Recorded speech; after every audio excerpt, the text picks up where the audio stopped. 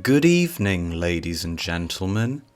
I am RPG Lover, and welcome back to another Yakuza video. Today's topic is going to be about Yakuza 5 because it's one of my favourite games in the series and I haven't talked about 5 on the channel yet. And to be specific, I'm going to be talking about Haruka's section. Now, I'm not going to be spoiling Yakuza 5's narrative, and all I'm going to be showing is the gameplay for Haruka's part of Yakuza 5. I mean, the game's, 9 years old now? If you haven't played it, go play it. So, here we go, and what I was thinking was just how it was a very, very big risk to make a whole chapter of Yakuza 5 rhythm-based and mandatory. Because this is different from other Yakuza games. In 0, there's rhythm. In 4, there's rhythm. In 3, there's rhythm. In 7, there's rhythm. In 6, there's rhythm. In Kiwami 1 and 2, there's rhythm games and stuff. By going to you can go to like cabaret clubs, you can go sing with Haruka when she's a child, you can go sing as Majima. The thing is, with those games, it's not mandatory. So, if you put yourself in the mindset of your average Yakuza fan in 2012, you are playing the game, you're beating up people in certain locations that I will not name, and then suddenly you're in an idol dance battle playing as a 15 or 16 year old girl as a way of fighting. And you know what? It's incredible. I love it. Not only are the controls tight and responsive, the HUD and UI gives you a satisfying feedback and a special noise or audio effect that plays whenever you perfectly time your button presses to the beat of the song. But it's also just a good change of pace from standard Yakuza beat-em-up gameplay. I mean, a rhythm game is quite different from an action beat-em-up.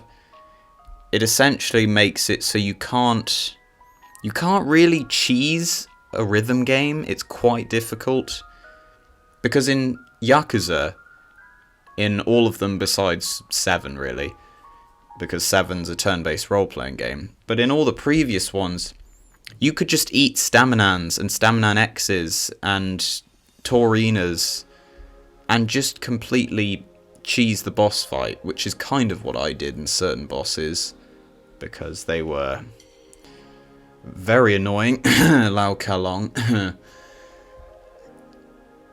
But with rhythm games, with this rhythm game, you can't do that. All that the Staminans do to Haruka, and while they do restore her health, it isn't really health, it's more stamina. And it's stamina that she can use to train in training to improve her dance skills. So it's not, you can't really win battles by using Staminans, it just helps you train more. And that leads into my next topic, which is how fleshed out it is. It isn't just this one song that you dance to for like 10 hours of the game. They have, off the top of my head, I might forget something, but off the top of my head they have 3 or 4 unique songs / dance battle themes. That's 4 battle themes just for Haruka. For reference, characters like Kiryu only really get 1 per game. You also have dance battles besides the idol concerts, which are a different style of minigame because you'd have to use the D-pad, not just triangle, circle, X and square. Then you also had the handshake events. You've got interviews, you've got pub quizzes, you've got all this stuff, and it's amazing. And they've never really brought it back. And as I was thinking what they could add into Yakuza 8, I realised this would be perfect for either a new character or just Ichiban. I feel like because Ichiban can be a breakdancer as a class in 7, that would just be hilarious. Maybe he finds out he has a secret like stepdaughter, and she helps him dance to, like, I don't know, achieve something within his family, who knows. But it was just incredible, and I will tell you how incredible it was, even though I can't play the music. As someone who doesn't actively listen to K-pop, I really, really like the songs of Yakuza 5's rhythm game, which is Haruka's pop idol section. And that's saying something, because I've never listened to proper K-pop besides a few BTS songs on Beat Saber. So there's so much to this minigame, and it's not even a minigame, it's part of the main game now. And they've never brought it back. And this made me think of the idea of many other potential Yakuza spin-off games that I've had in my mind. I've had a Yakuza 0.5, where it shows Majima and Kiryu getting to know each other, or playing as Kazuma. I've thought of what they could do with Tanimura or Shinada in their own games, or Akiyama. I'd love an Akiyama game where it's just like a real estate management game, you know? But this is the one that I'd want the most, is a spin-off of Yakuza that isn't related to Judgment. And to clarify, I have not played Judgment or Lost Judgment yet. I plan to get round to them. I'm just currently finishing, at the time of this recording, I'm literally at the final boss of Dragon Quest III. Then I'm going to play Shin Megami Tensei 5, and then when I have some free time after that, if all goes to plan, I'll get to Judgment and Lost Judgment. But for a new Yakuza spin-off, we could have a rhythm game where you play as either a new character, maybe a party member from Ichiban's gang, like Zhao. I mean, imagine, because Zhao is, his song is what? It's metal, and he gets really into it, and he likes his music and stuff. We might have some special, Chinese music because of his roots. I believe he's part Chinese, or he is Chinese. And that could go into a whole different thing. I just want a Yakuza spin-off where I play a rhythm game, to be honest. Because it could be hilarious. All of the Yakuza games, including Judgment and Lost Judgment, they're all very grown up. They're all very, we're a bunch of old men in business suits and ties, and we're going to talk about reforming the Tojo clan and the Omi alliance, and we're gonna fight and take our shirts off at the end of every boss of every game, and somebody's died, and somebody's been backstabbed and betrayed. Then you just have this spin-off where it's just all the beef, all the fights are just between like teenagers or even tweens or children, I want to play a Yakuza spin-off where I'm like a 10-year-old boy and I'm having dance battles with other 10-year-olds fighting over, I don't know, the next Pokemon game. If they could reference Pokemon. Maybe they reference Dragon Quest again. That would be very cool.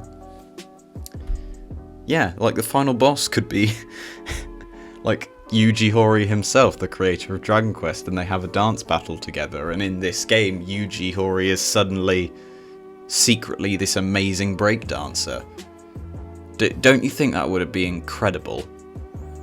Now, I do think it's possible that we could get a rhythms game as a spin-off from Ryuga Gotoku Studios in the future, Do I think it's going to be next year? No! No, of course not. They've got Yakuza 8 to make.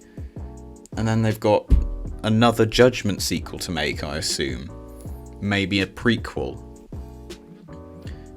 But when I'm looking at the next 5 to 10 years, now that the main director has stepped down and the person who made the rhythm game mandatory is now taking a leading role in current Yakuza games, I think it could happen in the next 5 to 10 years. I genuinely think we have a chance of seeing it.